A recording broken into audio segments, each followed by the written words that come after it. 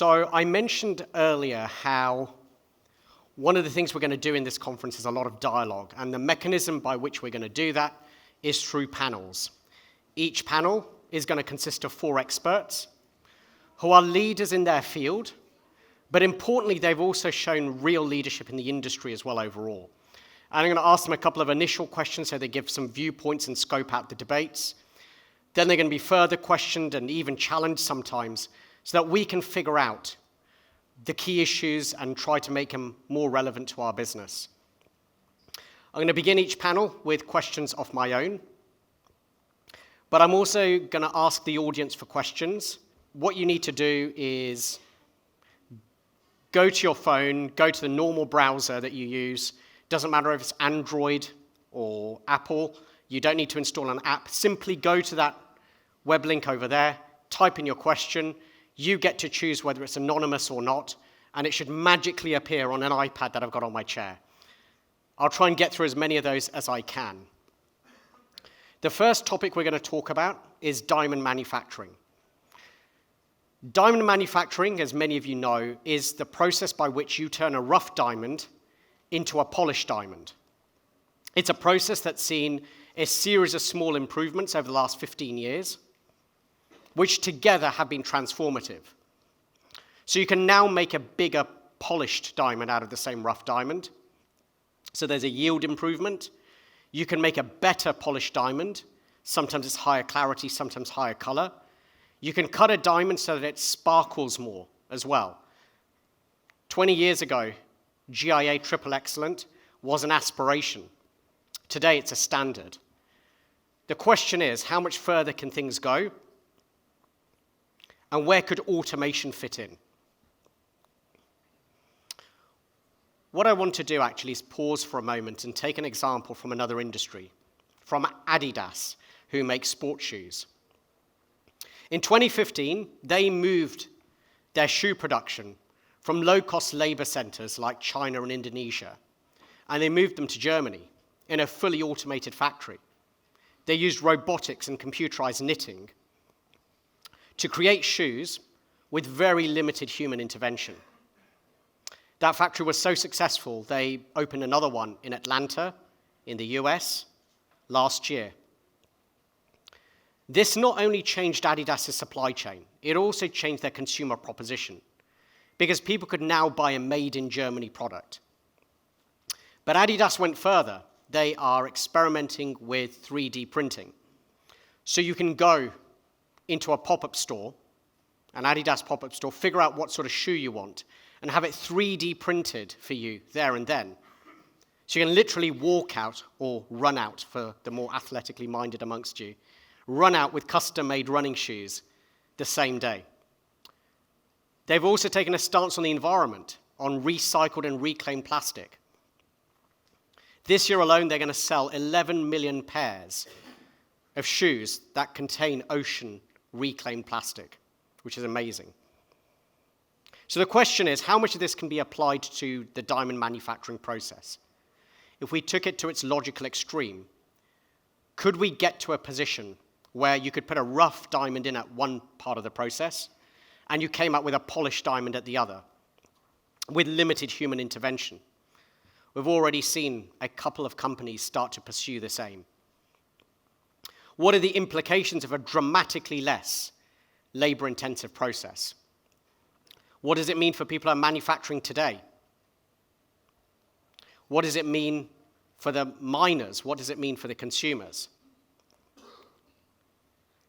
Then there's the related issue of diamond grading, which has been very important historically in building credibility in the product, and has also historically been very labor-driven as well. How will diamond grading evolve as the diamond manufacturing process becomes more automated? And could diamond grading itself become automated? I don't think that these issues have ever been explored in a forum like this. I think it's an industry first. I'm excited to be exploring this with you. And to discuss these topics further, I'd like to invite Bernold Richerzhagen, founder and CEO of Synova, David Block, CEO of Sarine, Tom Moses, who heads up research and lab development at the Gemological Institute of America, the GIA. And finally, Faried Sallie, who heads up technology and innovation at De Beers. Welcome. Good morning and welcome. So the theme today is going to be diamond manufacturing in this panel. And one of the things we talked about is how this part of the supply chain has seen a series of small improvements over time. David, I'd like to begin with you because your company has been one of those that's been at the forefront of some of these changes. Can you talk about how far do you think diamond manufacturing automation could realistically go? So I think actually what you showed with Adidas is inevitable in the end. How long it will take to get there, what the implications will be within the industry, or questions maybe there aren't answers to today. But that is inevitable. I think in the end, diamond manufacturing has come a long way from 20 years ago when it was basically entirely manually processed. People used to pick up the diamond, take a look at it. You had experts. Back then there were people called cleavers who used to decide based on their experience how to plan the diamond and then cut it. Processing was entirely manual on polishing wheels. And that's come a very, very long way over the last 20 years. But I believe that today we're at the beginning of another evolution in diamond manufacturing that will bring it all the way to somewhere in the vicinity of what you showed of how Adidas manufactures. And I don't think that's just to replace manual processing with automation. The introduction of technology and the automation of such processes bring a lot of additional added values to the industry. So I think that is the key part of this next evolution in diamond manufacturing, rather than just seeing how to automate it and replace manual processes. I can give you an example on diamond planning. The reason diamond planning became today's standard of how to manufacture diamonds was because that it added a lot of value to the rough diamond. So a rough diamond that used to be worth $1,000 20 years ago, today is probably worth $1,500 or more, because a lot of added value was created during that process. So it didn't just replace people, it actually added a lot of value to the process. I think there's a whole discussion to be had about how technology and people interact with each other. That's a very important discussion, which I'm going to come back to later. But a very important point that you've made is the idea that the scope of automation in diamond manufacturing could be far and wide, and could be actually directionally or potentially even the same as what we saw with Adidas. Bernold, I want to come to you because you're one of those, you're heading up at Synova, one of those companies that has been making strides in diamond manufacturing automation. Can you talk about what is practically possible today? Yeah, thank you very much. With pleasure. So we have started probably around 7 years to develop solutions for the diamond industry. In fact, Synova is coming from a different industry. We are from rather the, let's say, classic or conventional machining, 5-axis machining of metal for aerospace, medical industry, diamond tools.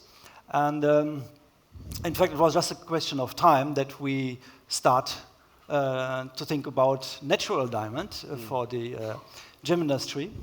And with the development of laser technology, we found the right laser source, and we started, with one customer, a very famous customer in Europe, Belgium, to saw diamonds, just one step of the whole process. And we modified the machines, we developed the software for this.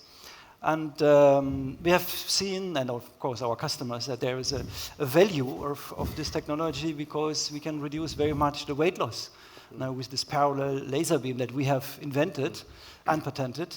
And then the next step was, this is now working nicely. We have sold a number of machines. Then we went into pie cutting or blocking, brouting. And so I think we went further into, let's say, into the manufacturing pipeline of diamonds. And then finally, I think everyone can imagine there must be something coming behind that.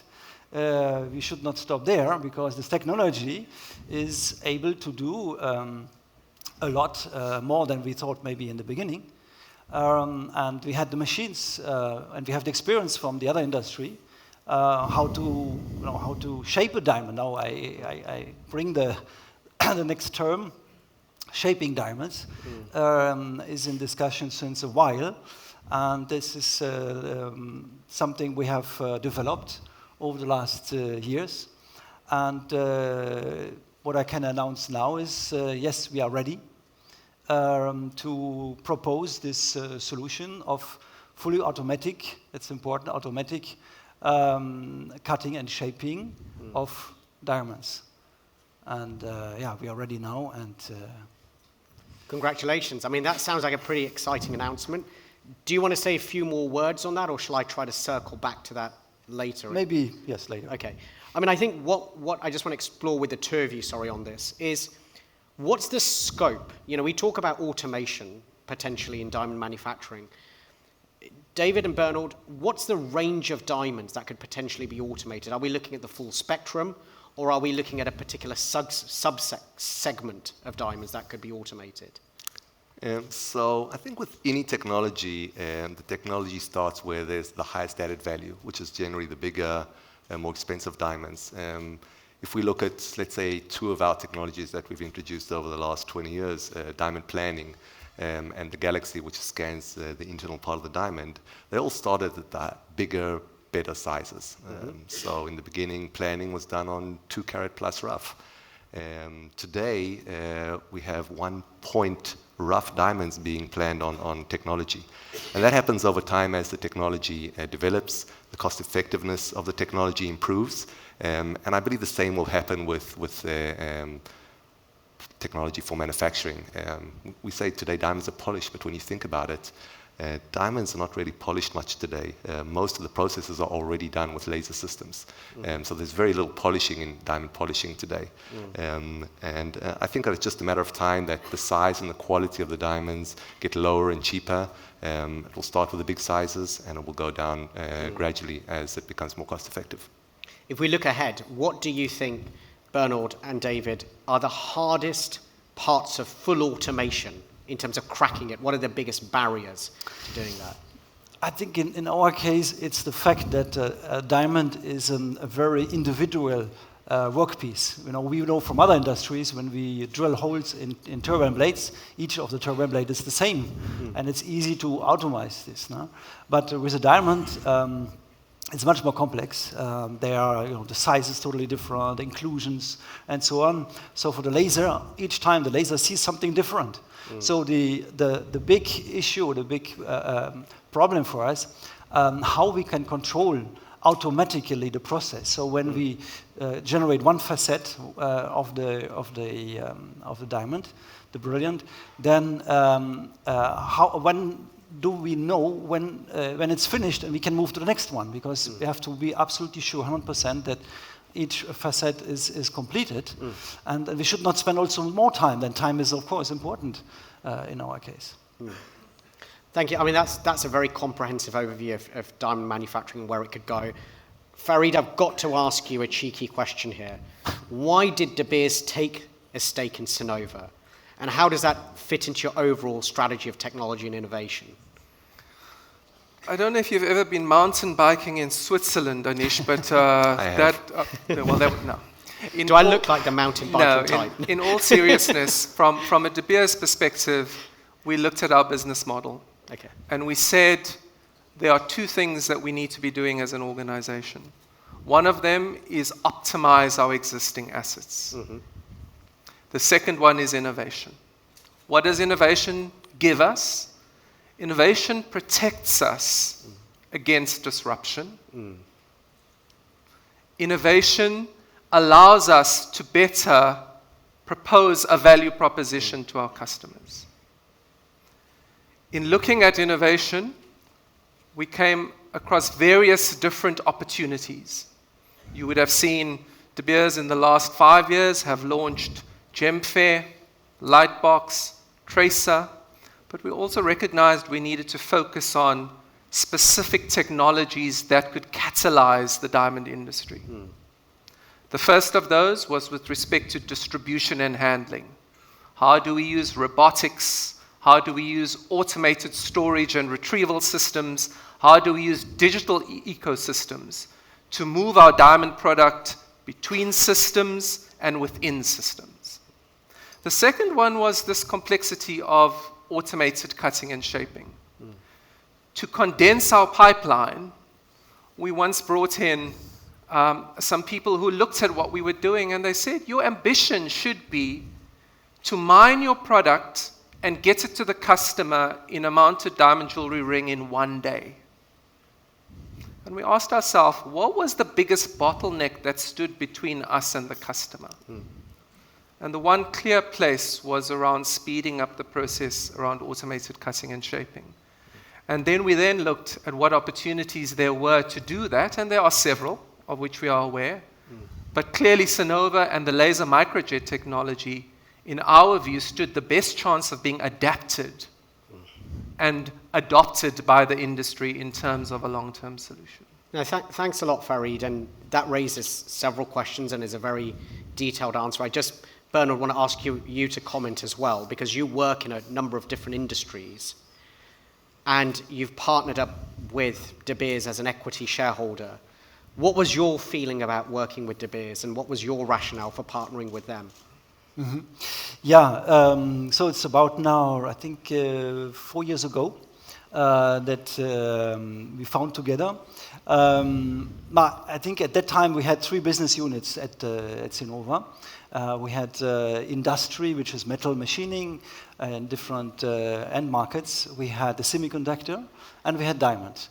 And of course, everyone knows De Beers, and we were convinced that De Beers would help us contribute to our development of the company, especially, of course, naturally in the diamond industry, with all their knowledge of the diamond market, of the end customers, but also of the rough stones.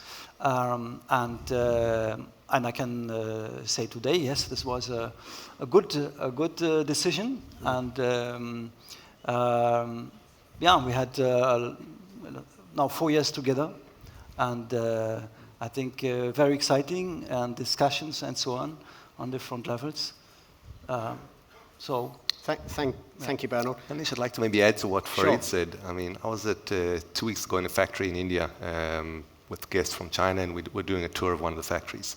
And during that process, the host explained that there, I think if I'm not mistaken, 106 different stages of manufacturing, which is a little bit crazy. And the consolidation of that manufacturing process is, as I said in the beginning, not to replace manual people.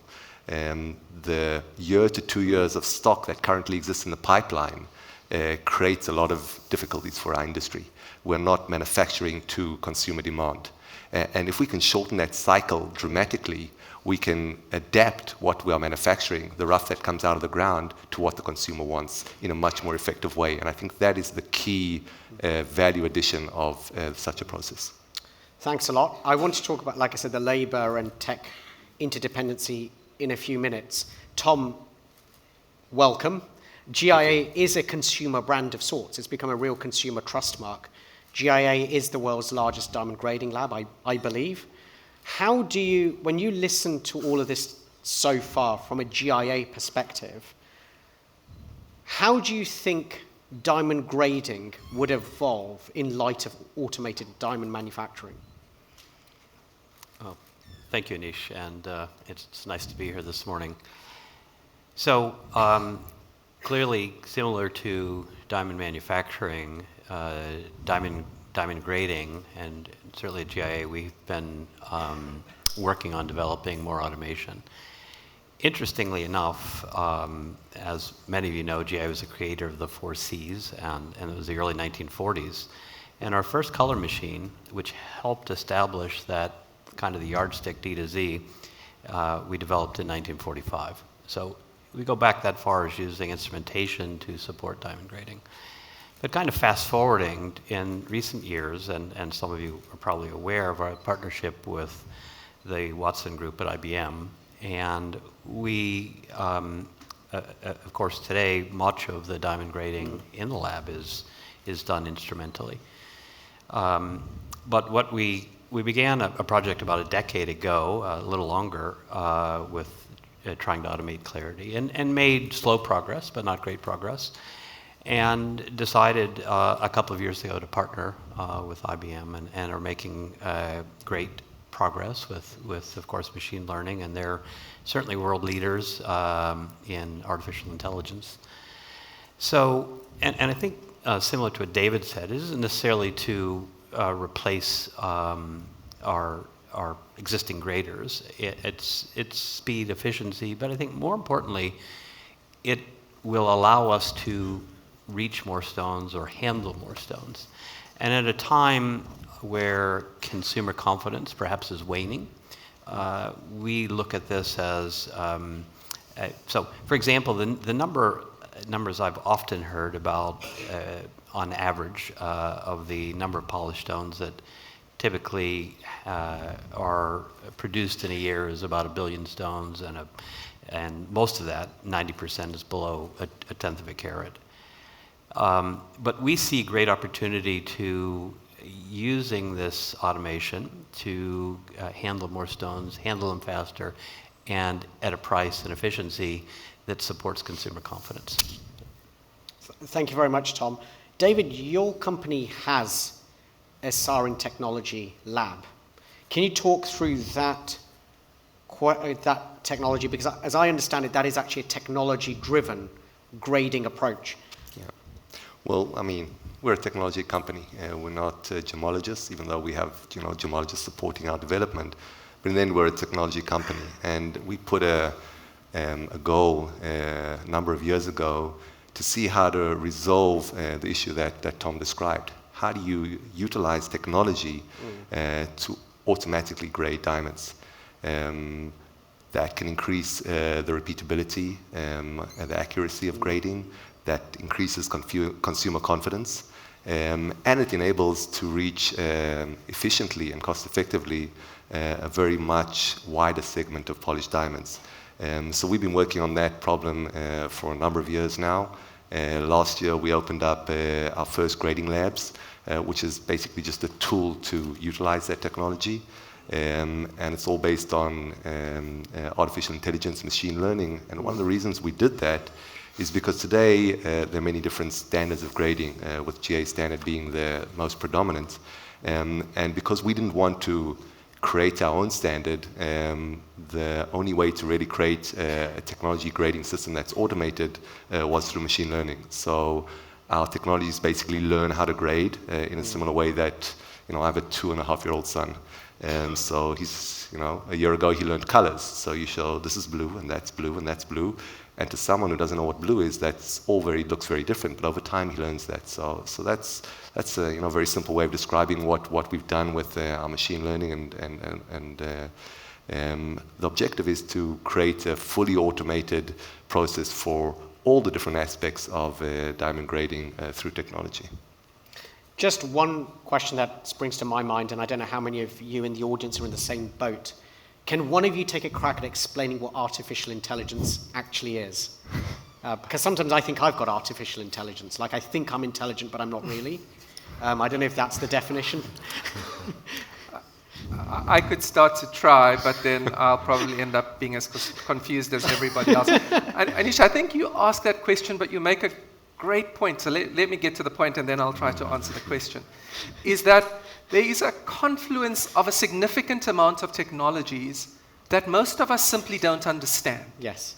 And we feel in some way left behind. I'm always reminded of trying to program I'll show you my age, the VCR. Yes. And at some point I gave up.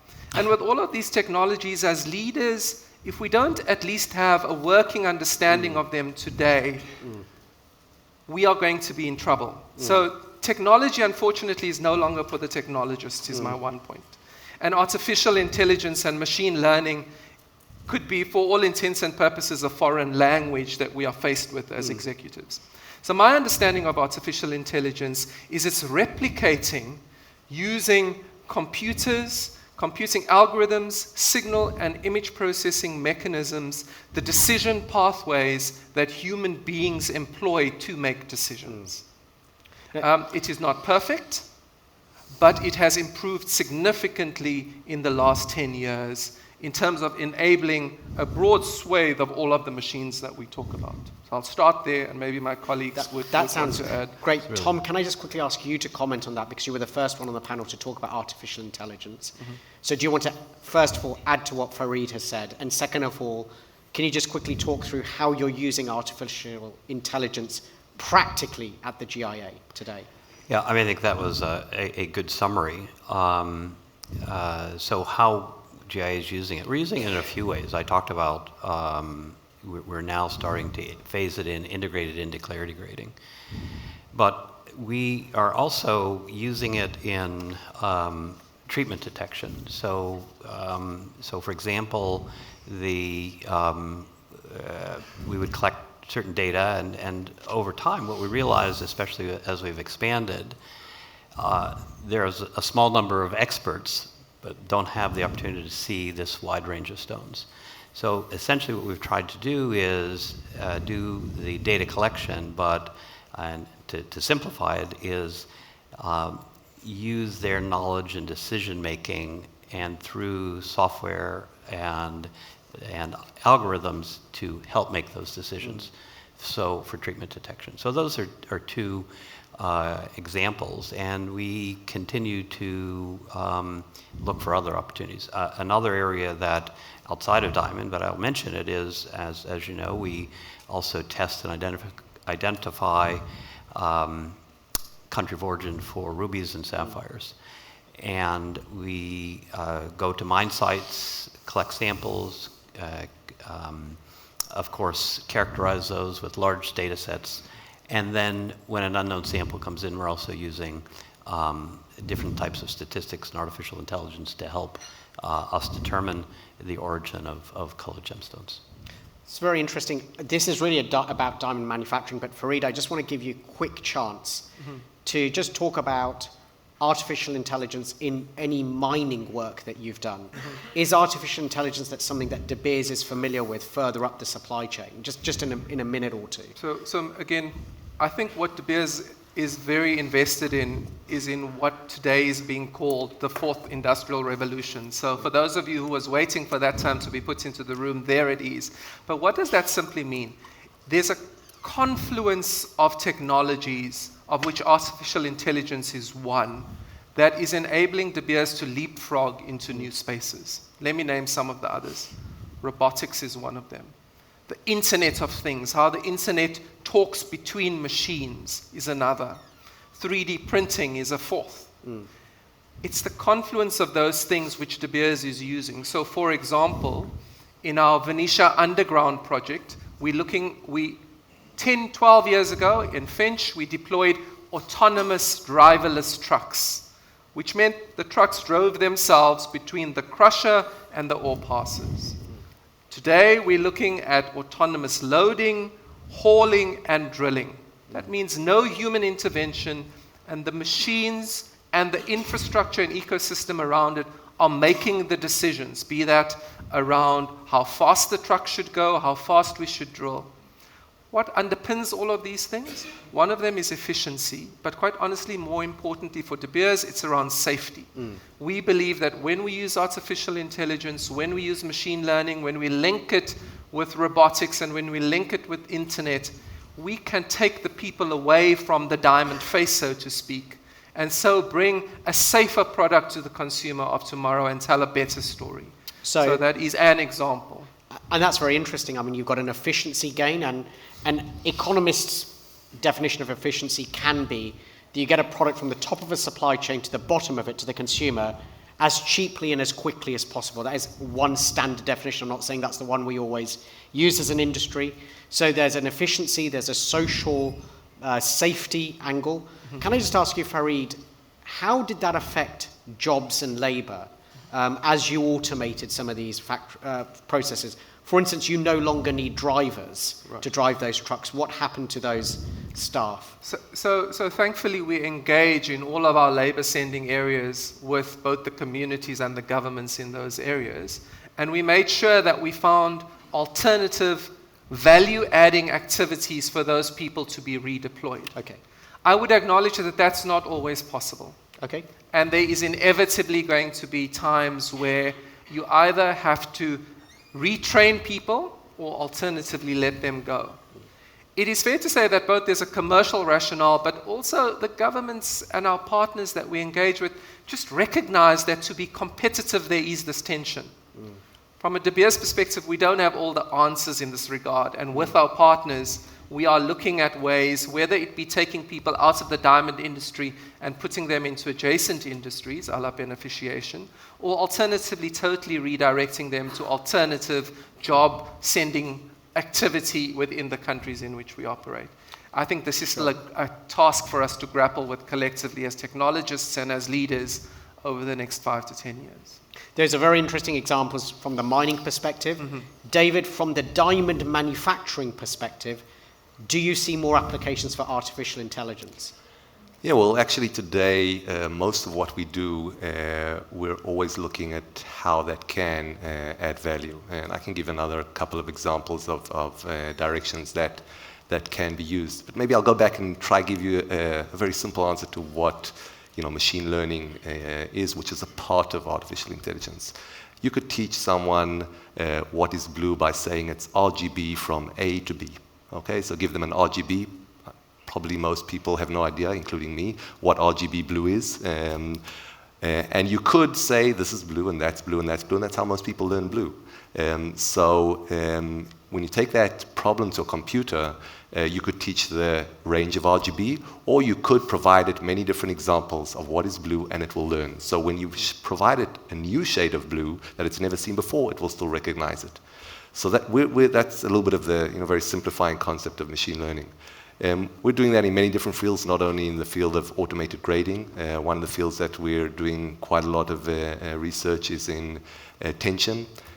Diamonds have a lot of stress, and that creates a lot of challenges with diamond manufacturing, damages along the process.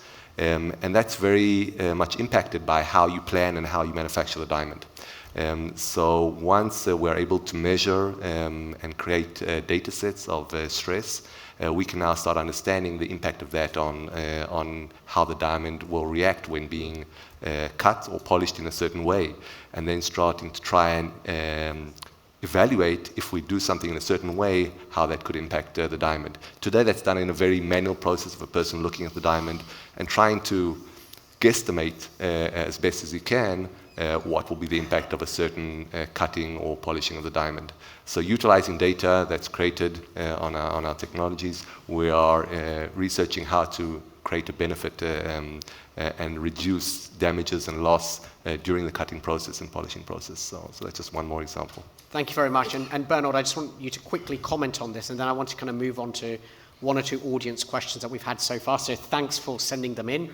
Bernold, just quickly, do you have any more comments on artificial intelligence, either in diamond manufacturing or in other industries that you've experienced?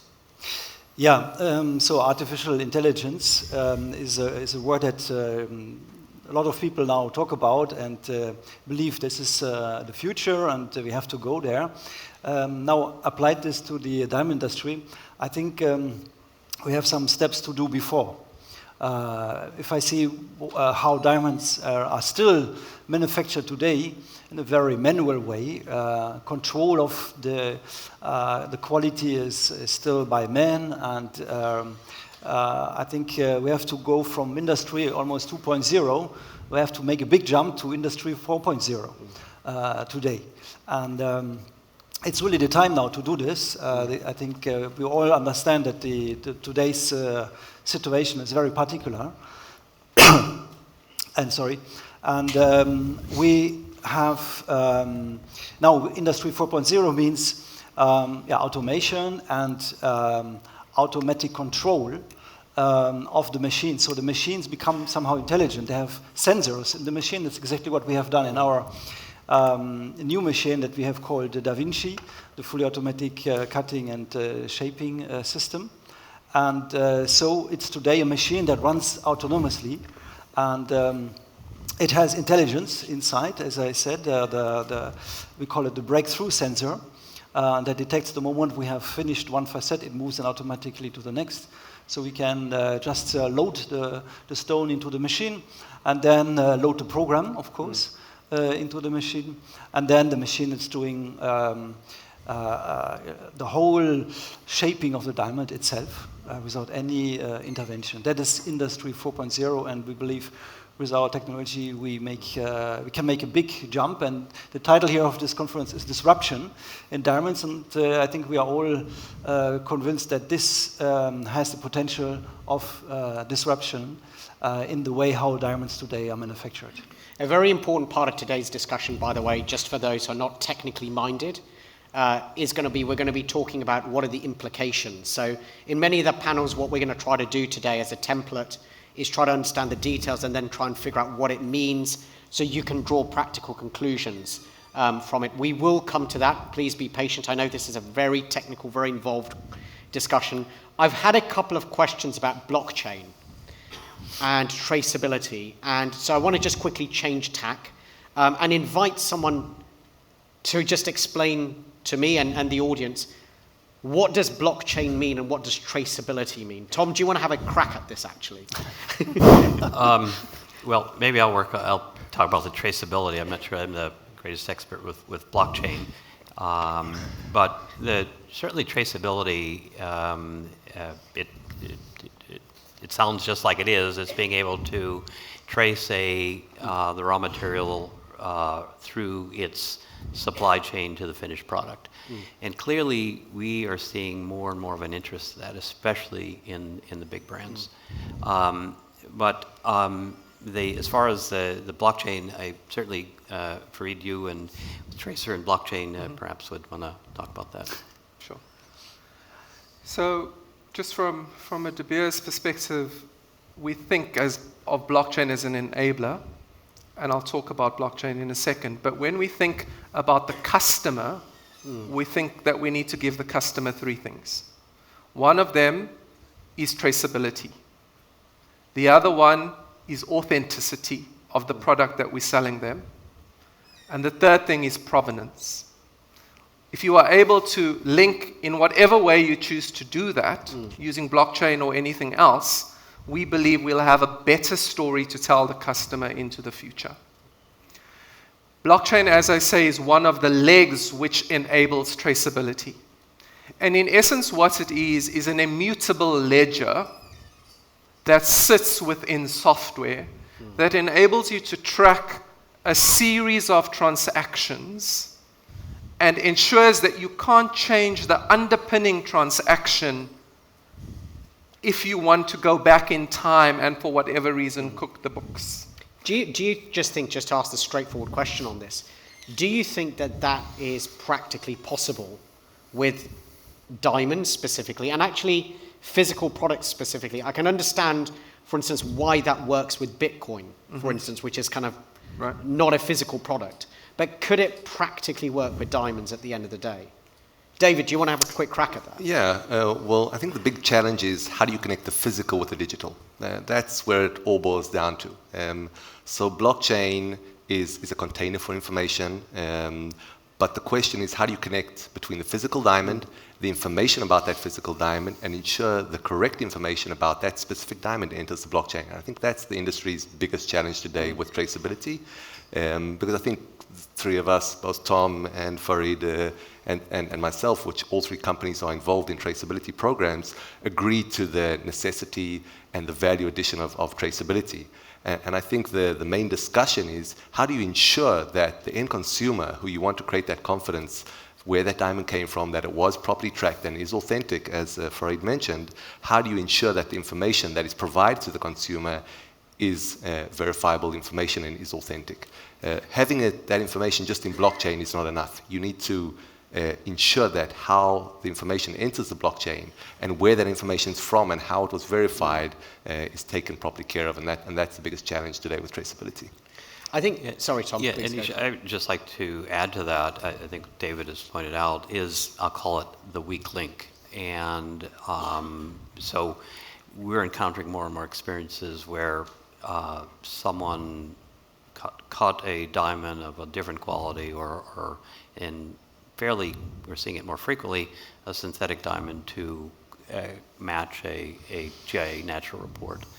So something that we actually have 3 different methods that we're working on now and hope to deploy sometime in 2020. A simple method and a tool where someone who has the diamond would take an image or some other type of measurement. It would go to the GIA cloud, reference to a particular report number, and we'll come back and identify that it's that diamond matches that report. And I think that's kind of addresses that big concern that kind of the weakness of the blockchain. But that's clearly an important part, and we're working a lot on that right now. Just quickly, on a scale of 1 to 10, how confident are you that you can solve that so-called weak link, that you can link that product, the physical product, with a blockchain immutable ledger to 100% accuracy? On a scale of 1 to 10, how confident are you could pull that off, Tom? We are very confident. On a scale of 1 to 10, right now these are in different stages. One of them's in a pilot stage. I would say at this point 9. Okay. Yeah. Does anyone have a higher or lower number on this? Okay, I think the factor that also should be considered is time, because as with any technology, as we mentioned earlier, technology improves over time. I think the benefits of being able to do a lot more than is done today with regards to traceability, which is mainly based on declarations, audits, warrants, that's today's system. At the moment you add technology, that already brings it to another level. Exponentially higher assurance that that diamond has been tracked.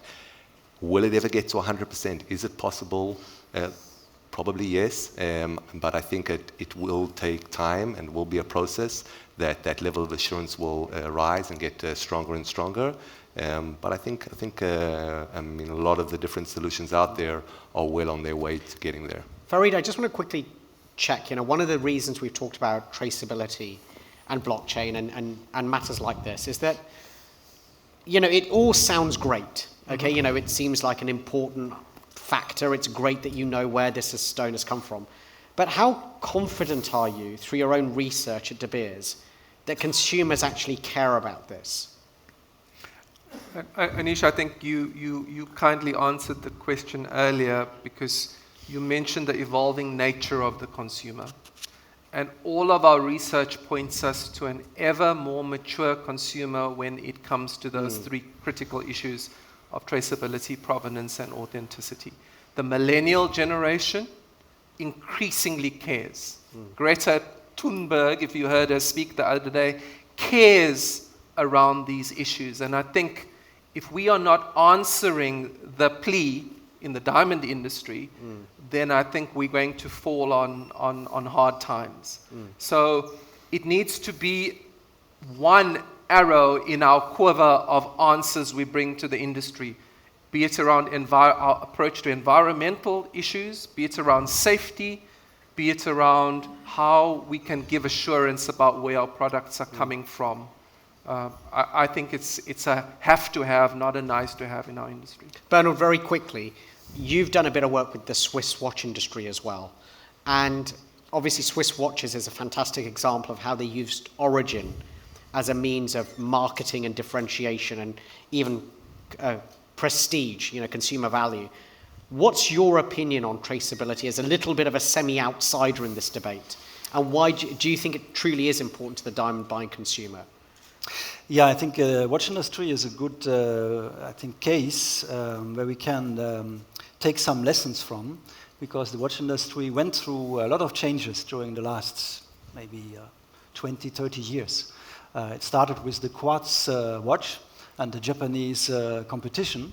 And before, the Swiss watch was, the number 1 in the world. And the Swiss watch industry had to think about, okay, what can we do now? How can we keep, the economy, the employment, and so on? Here in Switzerland, a very expensive country. And Japan was very competitive. especially with this new quartz device and automation, precision, and so on. And then the Swatch group came out with this idea of a very cheap product, a plastic watch, and they found a way to produce plastic parts in high precision. This was really new at that time. Nobody could do this. They looked, by the way, they went to I know the story from the founder of Swatch Group. They went to Lego and looked how they make very precise bricks in plastic, and they took this technology and applied it for the watch. This is a bit the story of the reason for the plastic watch. And they produced in this country, in Switzerland, and became very successful. Today, as everyone knows, Swatch Group is the largest watchmaking group in the world, and I think we can learn from this. Because there will be changes in the coming years, drastic changes. And I'm personally convinced that the diamond industry will not be in the next 5 years as it has been during the last 150 years. So a lot of reasons for this. And I think we have to go the technology way. We have to adapt new technologies. We have to become more efficient, faster. We have to react faster than today. To market demands, because they are also changing. Sure. And now just Bernold, I think you're getting onto a very important point. So I think, at this point in the debate, we need to start talking about some of the implications of these developments. We've talked a lot about artificial intelligence, we've talked a lot about blockchain, we've talked a lot about traceability. And we're also starting to get some kind of questions in as well. And I think the key thing that people want to revisit, which has been said earlier in the debate, is the impact on the labor force, right? I think this has become a topic that's coming through loud and clear. Tom, I'm just going to start with you before we move on to diamond manufacturing, which in some ways is a bigger topic, but it's just one small part of a holistic whole. Do you think you'll get to a point where actually diamond grading does not need human graders? I do not think that we will reach the point where diamond grading will be done totally without some human interaction. There's 2 points I would make. I mentioned earlier, what we are looking at with this technology is shorten the pipeline, greater efficiency, and being able to address or grade stones and sizes or qualities that we're unable to do today. So really, I'll call it using this as a growth method, and also ultimately to create more consumer confidence. There's one other kind of comment that I would like to make. It's somewhat adjacent to, and David reminded me of it as he was talking about, kind of what is blue. And, we've talked about a lot of, these technical kind of clinical things. I just want to introduce and mention that one of the aspects we continue to look at is, kind of the study of hedonics, so of pleasure. So using David's description of blue, he's right. So to teach a machine to do it, you use a colorimeter and map out some standard color space, and so if something falls within that measurement, then different parts of that could, with a word description that makes sense. So part of, and we use this method a lot when we were developing the cut grading system, which you described. So we modeled, it was about 10 million different sets of proportions, and they gave us some indication of which stones perform better.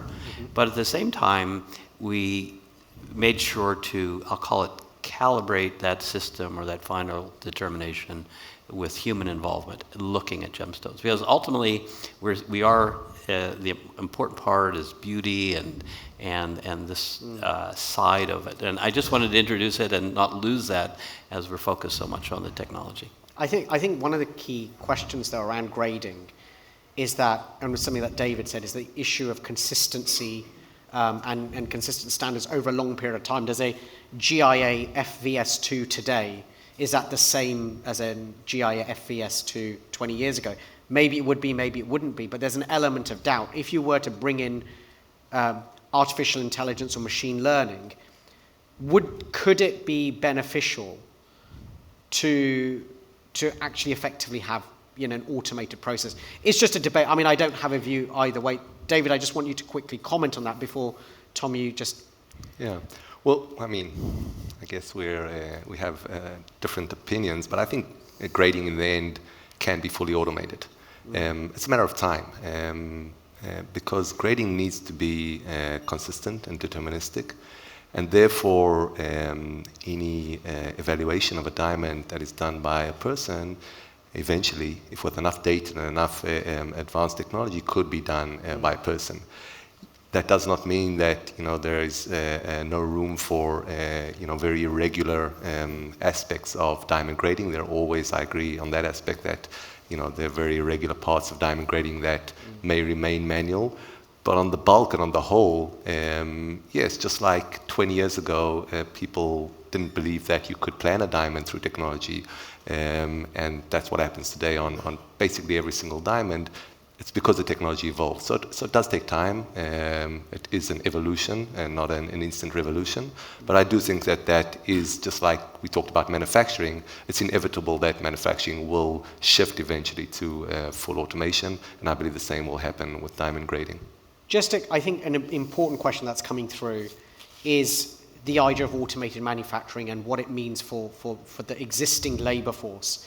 I think, David, I just want you to kind of build on this a bit more. So if you ended up seeing much more automation in diamond manufacturing and it became a fully automated process like the Adidas example, what does that mean for existing manufacturing centers like Surat, for example? So I think it's very difficult from today's position to look forward 2, 3, 5, 10 years ahead and understand the implications. So I think we need to look a little bit on history. And if in the 1800s people would have said, the Industrial Revolution is going to take away jobs, we'd be stuck back in the Stone Age. So maybe I can take an example from our industry and our experience. When we started introducing technology for diamond planning, everyone told us, okay, you're going to take away all the jobs of the people who are doing that today manually, years of experience, the cleavers and so onwards. And if we look fast forward 20 years to today, we have about 50,000 people involved in diamond planning. It's a lot more people, probably 10 times or more than were involved in back 20 years ago in that process. It's added a lot of value. So sometimes jobs evolve and professions evolve to something different. Sometimes, as Faried said, they do disappear. But in the big picture, when you look at how technology has added value to different areas in the diamond industry, as well as other industries, on average, it doesn't remove jobs. I guess it changes them. It evolves. Exactly. And I think the question would be then that if you don't need the same types of jobs, right? So maybe if diamond manufacturing becomes automated and a lot of processes happen through robotics or machine learning or a combination of all of those issues, and you effectively have job displacement, so you have jobs moving from one area to another. In the future, in a fully automated world, David, what do you think would be the attributes of a successful diamond manufacturing center at that point? I think I talked about it in the beginning. I think the benefits of that automated manufacturing will bring to a much shorter supply chain and resolve a lot of the issues the industry today is facing with unneeded stocks that get stuck in the pipeline. Why? Because the rough comes out of the mine today, and in the best case scenario, on average, reaches in a year's time to the consumer, and sometimes a lot longer. And that gap creates a lot of difficulty to adjust the supply to demand. If you can now manufacture a diamond in a day, as maybe the dream would be, you could do like cars are manufactured today. It's actually a little bit crazy to think about that you can manufacture a car, I don't know, in a day or 2 or 3, I don't know how long it takes, to order based on the demand in the consumer market and adjust your supply side. And we haven't yet reached that stage, or not even close yet of reaching that stage with diamonds. You have such a long pipeline. And I think that's the biggest advantage. It will solve financing issues that were talked about earlier. We have 2 years of financing in the pipeline. If you had a very efficient supply chain, you could resolve a lot of those issues. Anish, can I just add, I think we're going to be competing in a different way. In a way, what we do today is not what we're going to be doing tomorrow. Sorry, that sounds very trite. But we're not going to be selling the same product. We are going to be bespoking our offer to our customers in very different ways, whether that be around cut, whether that be around integration with nanomaterials, whether that be evolving. It will open up possibility to reframe our product. And I think if we're simply thinking about how are we going to be replacing our existing manufacturing capability, the lens is possibly a bit skewed. It's about saying, what opportunities does it open up for manufacturers today? And having said that, I think manufacturers will have to disintermediate beyond manufacturing into all of the things we spoke about earlier, be that up to retail, to understand how they can better meet the needs. So just maybe a reframe to re-challenge our assumption that it's going to be about producing 3 billion stones in this particular size category, in this particular shape. I think that's a very important point. And I think that what you could do is you could end up with a more efficient supply chain, a supply chain that better meets the needs of the consumers, more dynamically meets them, and there's a more responsible and more attractive product because at the end of it, it's traceable and there's much more integrity around it.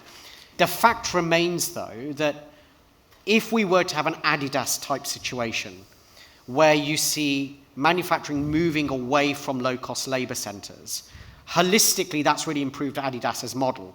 But individual businesses, individual people who might have been the contract manufacturers for Adidas in China and Indonesia, they've had to, it's a fancy word, pivot or change their business model or potentially exit their model.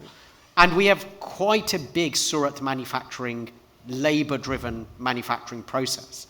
So, I guess the question that's at the heart of this, and actually it is coming in a few times, is, are we looking at a scenario where actually the same could happen, that diamond manufacturing doesn't need to happen in India, that it could either happen in Southern Africa, potentially as part of a beneficiation drive, or indeed in Western markets? Bernold, can I bring you in? When you've looked at other industries, for example, watches, how did that play out? We've talked about Adidas, but I just want to see if there are other examples as well. How did that play out, that increased automation in terms of labor redeployment? Okay, maybe in Switzerland the situation was a bit different because they had an industry there and the risk was to lose it, and they have taken decisions and applied technologies to keep the industry there. But it was already in a high price country. No? I think in our case here, the opportunity for India is that there is today the whole industry. It's more than 90%. Over time. So I think that the basic situation is good today to make changes, but I think I would recommend doing these changes rather quickly and not waiting. I think it's the word should be acting and not just waiting and leading the changes.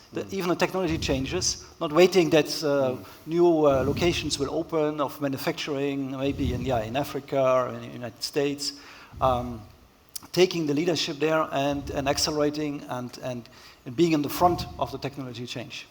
Anish, I think there's a bit of a misconception. The Indian diamond industry is not just manufacturing. It's a very significant part of the supply chain. So manufacturing, yes, in numbers of people employed within the industry, that's a significant number. But I think the Indian diamond industry is way more than just a manufacturing center. It's a very significant part of today's diamond supply chain. And therefore, even that if manufacturing would convert to much more automated, which I believe it will, that doesn't mean that the Indian diamond industry is going to disappear tomorrow. I think that, again, just kind of following up on a couple of audience questions, there is a bit of, I don't know if concern's the right word, or discussion around some of these topics, that if India's competitive advantage today is low labor costs and skilled labor, right? It's an area where India's built, but especially Surat has built considerable expertise. If you have a fully automated diamond manufacturing world, right, it doesn't mean that it would move from India, but it means that the core purpose of manufacturing being in India today shifts. So you do theoretically have the possibility of that shifting. And we have to be realistic because, this conference is about helping businesses prosper. I don't think I think that we have to be realistic about what the implications of this could be. So, for instance, if you're a driver of a truck and that truck has now become an autonomous driving truck, then that driver's job, that human driver's job, no longer exists, and maybe that person can be retrained. So my question to you, in practical and honest terms, because we've got a couple of Surat manufacturers here, if you were giving advice now to a Surat manufacturer, what would you advise them? David, can I start with you on this? Understand that in the end, the change is inevitable. I believe that it doesn't matter if it will be Synova or Sarine or other companies who introduce technologies that create that change. In the end, it is inevitable. The world and all other industries are going there, some faster, some slower. I think you need to understand where the industry is going and start already before the change happens in a widespread manner and dramatically to prepare yourself. Again, if I go back to an example, diamond planners were afraid in the beginning that they would lose their jobs. So we took those diamond planners, we opened up a school in Surat, and we started training these people how to utilize the technology and actually empower them to actually increase their skill level, rather than saying, okay, this is going to replace me. How do I use this tool? How do I use this technology in order to better myself? And as I said today, there are way more in terms of numbers of people that are involved in the planning process today as compared to 10 and 20 years ago. They are much higher skilled. They're using advanced technologies. Their working conditions are way improved. I mean, it's like a high-tech city if you go into a diamond factory. So I think you need to see how to utilize the existing skills of the people involved and how to adapt them to technology. And that you need to do earlier on in the process and understand it's going to go there and how do you adapt yourself. Tom, we haven't spoken about grading here, and I know you and David had slightly different opinions on the degree of potential automation, and actually only time will tell. I guess if diamond grading gets more and more automated, do you actually see diamond grading just being an integrated part of diamond manufacturing? So it could be an on-site machine, it could be part of another process. And then, sorry, a two-part question, which I know is annoying for you, is that, and then if that's the case, do you actually need grading labs at all? I think it's a fair question and one we've thought about, and I do anticipate a scenario, at least for some percentage of diamonds, perhaps where we would provide technology for a factory that would collect the images in a prescribed way that GIA is monitoring and calibrating. That data would go to GIA Cloud, and a grade would be applied. So what you've described, that is a scenario that we're looking at. And it could work for a substantial part of stones. And again, what's been mentioned a number of times here is another process to shorten the manufacturing delivery time. I think one aspect, and I think is one of those questions that has to be asked, is that if diamond manufacturing, let's take a world where diamond manufacturing just becomes automated. Let's say diamond grading becomes automated. Let's say we have Tracer and other traceability and blockchain initiatives. Do you feel, Faried, that miners could just start selling polished, right? So it's just an extra part of the process. You mine the diamonds, you bring them out of the ground, and then what you do is you just manufacture them in an automated fashion, and then you sell polished onto the market. You've got the ready-made traceability there as well. You've got a complete package and dramatically reduce time to market. I think our customers provide significant services over and above selling polished. So from a mining perspective, it's not simply a question of automating the cutting and polishing process and disintermediating our customers. Having said that, as those other components of the ecosystem too become automated, we talk about financial systems, HR systems, and all of those things becoming automated, it is a possibility. In my mind, not a short-term or medium-term possibility. We are now talking 10, 15 years hence, when it makes sense for the industry to consider that strategic optionality. Can I quickly just check with Bernold and David here? we talked about automation, and there's a spectrum here. Let's say you get to 100% automation or whatever, and we're at, I don't know where we're at today.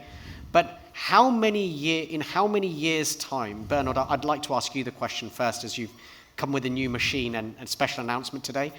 How long a time frame do you think it would take to get to something approaching full automation for all intents and purposes, a dramatically less labor-intensive manufacturing process? I if think, you were to put a number on it. Yeah, it's always difficult to predict the future. No? If I say no number, then later on people will ask me, oh, you have told 1 year and it's now 2 years and it's still not there.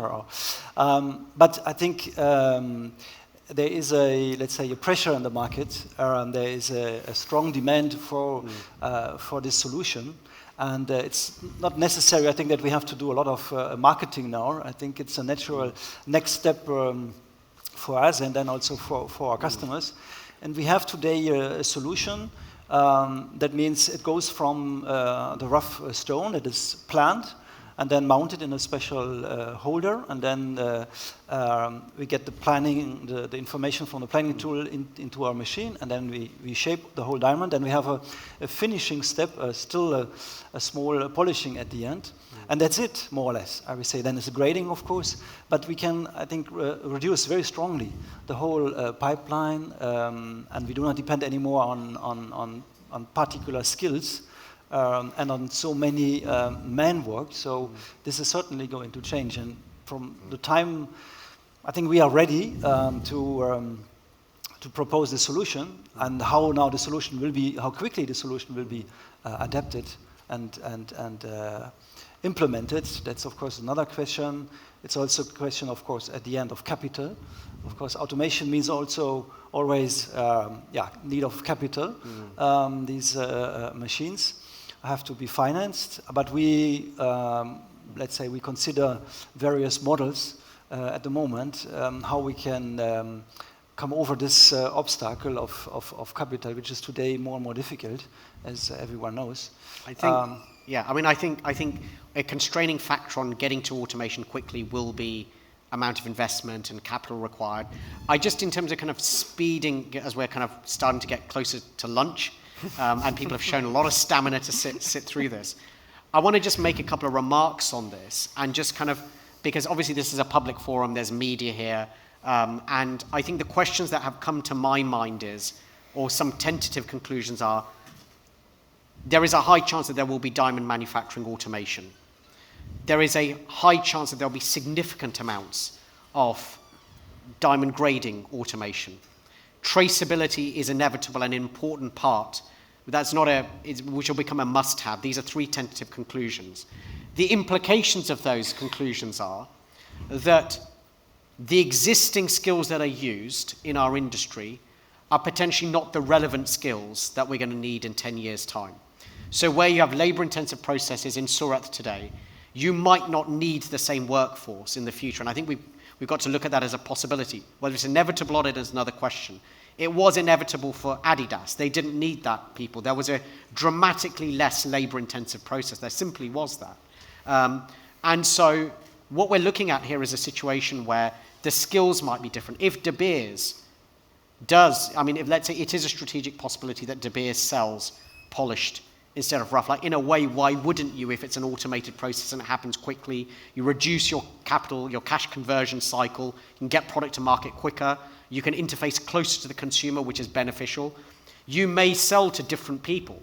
You know, you may not sell to a rough trader, you may not sell to a big Surat manufacturer. So I think in the audience, the key question would be to really monitor this carefully, because depending on where you sit in the business, these types of changes are potentially very disruptive for you as a business.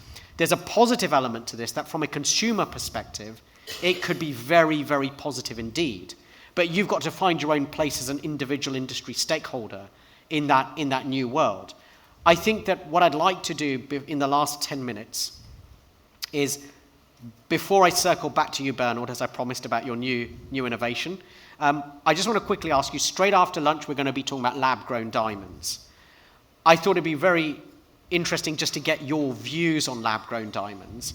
And in particular, how do you see diamond manufacturing automation and lab-grown diamonds manufacturing automation and lab-grown diamonds interacting. David, can I start with you on this? Yeah, sure. So I'm not even getting to the discussion about lab-grown and are they real or not. But I think if we focus on the manufacturing side, the processes of manufacturing lab-grown are fairly similar to natural diamonds. And therefore, I think if it is cost-effective, and I think that's a big question, because if the lab-grown diamonds do not retain value and the cost of the raw material drops dramatically, I think there is a question of how feasible it will be to use technology on the manufacturing of lab-grown diamonds. On the flip side of that, if you want to efficiently manufacture lab-grown diamonds, you have to use technology. So I think there's a bit of a challenge there of how to find the balance between it being feasible to use it on one hand, on the other hand, feasible to manufacture it without it. And I think that's a question that a lot of the technology providers today are asking themselves, including us. We have quite a bit of our technologies being used in the lab-grown diamond segment for different purposes. But over time, depending on what happens with the pricing of lab-grown and where that goes, that's a question how to make it cost-effective over time. We've got a whole panel on lab-grown coming up, but does anyone else want to comment on lab-grown in this panel? Bernold, you look like you want to say. So lab-grown diamond, I think it's another part of the same topic of automation, because now you can produce the diamond in a machine instead of in a mine, and it's very, I think, an exciting time, and nobody knows how the market will really react, how the consumer will behave. What we can just say, there's a new generation that certainly thinks differently than our generation still about environment, climate, and so on. I think we have arguments on both sides. There are arguments for their product or their rough product, and nobody knows today, okay, how will be the market share between both? How will the market go this way or the other way? Of course, the good thing for us is we participate on both markets, so we look forward to see these changes in the market,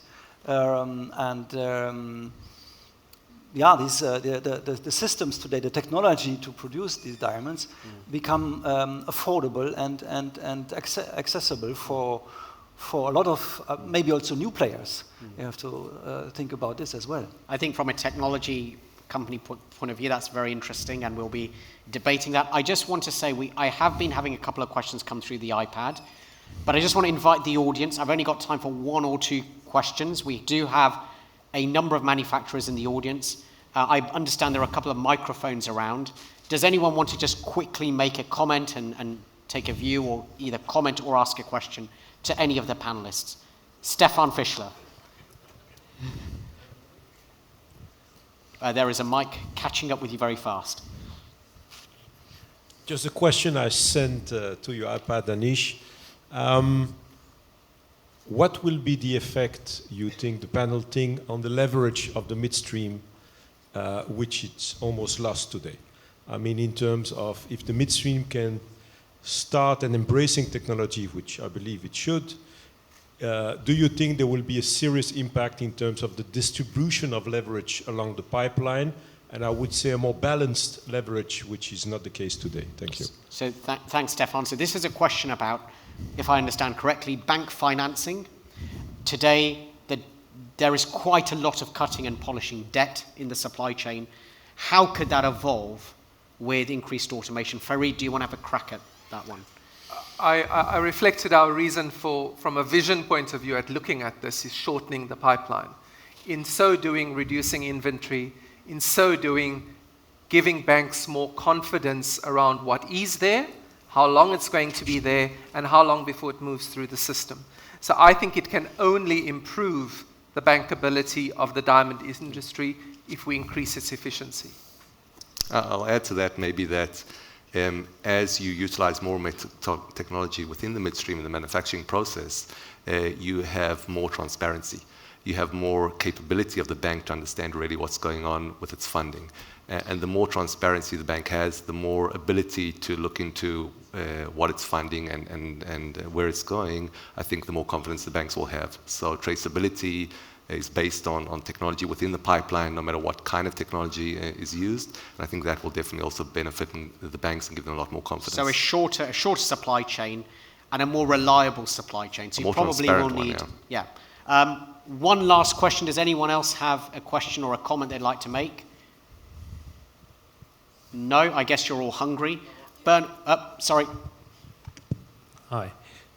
Just commenting on David's point that the apprehension by planners before the technology will take away their jobs actually in turn resulted in much positive transformation. I think our industry needs at each segment try to look at the positive ways the technology will transform us and help understand at each pipeline what are the ways we have to embrace any way it is coming. But exactly like you mentioned, what are those ways if automated manufacturing is coming, automated certification is coming, how we can leverage that and make a positive change. And I think that's what the theme of the event, that's a comment. Thank you very much. That is exactly the theme of this, so that we can understand these disruptions and try to see how they can bring positive change to individual businesses. Yeah, I'm reminded with your comment of it and listening to this that, and I think Faried used the term earlier, it's kind of bespoke. And when one thinks of, I think much of the retail bridal business today, people they're selecting a mounting and then putting a diamond in. But what we're talking about now is they could actually design their diamond in addition to the mounting. I think that's a real possibility, and I think that again, enhances this experience with our product. So I think that's a real possibility. In the interest of time, I'm going to close it for questions. The panelists are around over lunch, and so there will be more opportunities to ask questions one-on-one. Bernold, you mentioned earlier the idea of you bringing to market, in fact, if I understood you correctly, an automated faceting machine of sorts. Do you want to say a little bit more just before we close for lunch? Yeah, this would be perfect. By the way, I have a few pictures. If you allow me, I could show, then I think it's much clearer for everyone. I don't see why not. It's been great looking at your faces, though, from this angle. So, sure, is there... I have a memory stick. Yes. Thank you. Fantastic, thank you. Okay, thank you. We'll just give him a minute or that. We've got very efficient. It's very short, so just a few pictures.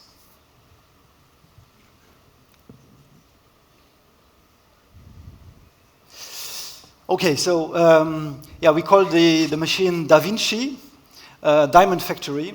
Da Vinci because he has also disruptive inventions and solutions at his time.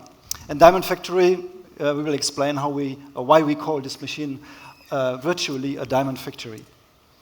We can state that it's the first automated laser full faceting system for round brilliance. So we can process the 57 facets in a single process. That's just an example here. And the outcome you see on the right side, it looks still black. It's a little carbon layer, and it has to be removed, and also a remaining microscopic roughness. So there is a finishing step at the end. So the Da Vinci Diamond Factory consists of the following elements. We have our field-proven 5-axis CNC laser cutting system. This is the base of the whole solution. We have a breakthrough sensor. I explained it before, so that detects the moment we have broken through a facet, so that we can move on to the next one. We have the software that transforms the data from the planning tool into NC data for our CNC machine, and then also a mounting station that allows to mount the stone after the planning precisely on a specific patented holder that then is mounted into the machine. So finally, what we do with the Da Vinci system is the following here in the whole pipeline from the rough stone to the polished stone. So after the planning, we have a first step of sewing, the table sewing. Then the stone is then mounted on this table on a special holder. And then we mount this, the stone into the machine. The data are transferred from the planning tool into our shaping system. And then we do automatically all the 57 facets in a certain order. Then at the end, as you have seen before, there is still then a need of a final finishing step to remove this carbon layer and to come to a very smooth surface. So there's, with this solution, no need anymore for blocking, for bruting, and control of the different manufacturing steps.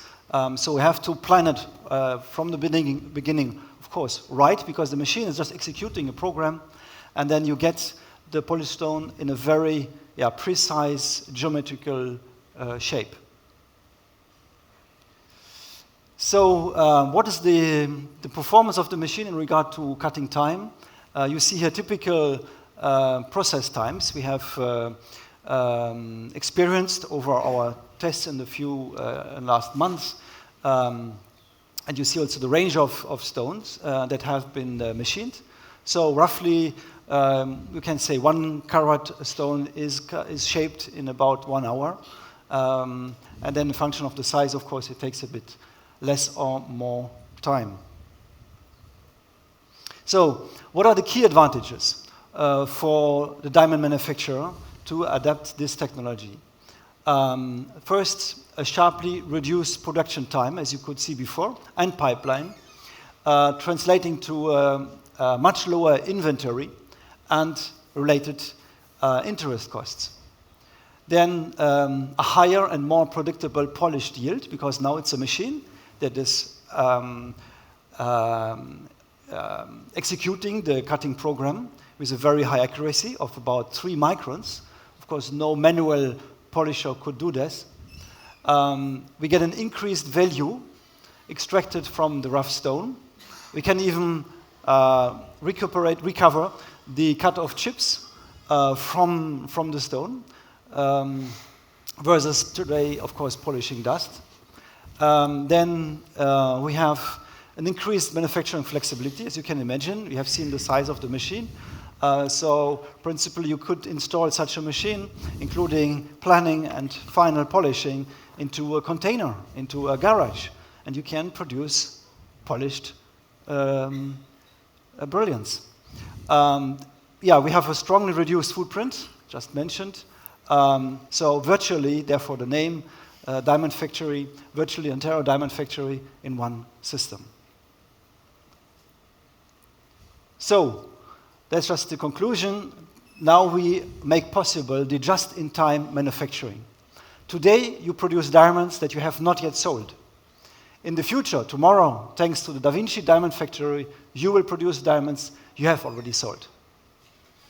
So, thank you very much. Thank you very much. Can we take this opportunity to give a big round of applause for all 4 panelists, please? Thank you very much.